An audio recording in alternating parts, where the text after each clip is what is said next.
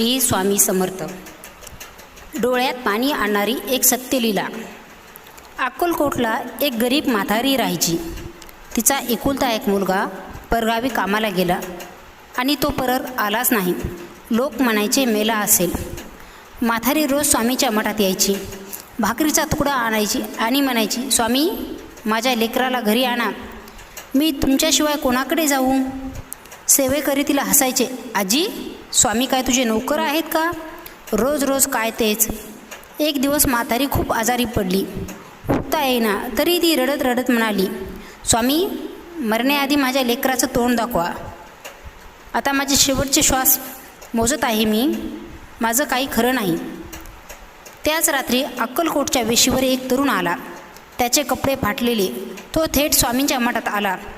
स्वामी त्याला पाहून हसले आणि म्हणाले, किती उशीर केलास रे, तुझी आई तुझी वाट पाहून मरायला टेकली आहे, जा लवकर जा.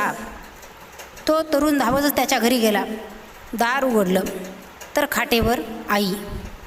म्हातारीने डोळे उघडले. तिचा मुलगा 5 वर्षांनी परत आला होता. ती त्याला मिठी मारून रडली, पण तिच्या तोंडातून एकच शब्द निघाला, स्वामी स्वामी. दुसऱ्या दिवशी म्हातारी स्वामींना भेटायला गेली मुलाला घेऊन. स्वामी म्हणाले, आता तू रडू नकोस, आम्ही आहोत ना, जिथे श्रद्धा आहे तिथे आम्ही आहोत. त्या दिवशी मठातल्या सगळ्या लोकांना स्वामींची महती कळाली आणि प्रत्येकाच्या डोळ्यात पाणी आलं होतं. एवढंच समजतं, जो स्वामींना मनापासून हाक मारतो त्याचे हाक स्वामी कधीच रिकामी जाऊ देत नाहीत. बोला अनंत कोटी ब्रह्मांड नायक राजाधिराज योगीराज श्री स्वामी समर्थ महाराज की जय.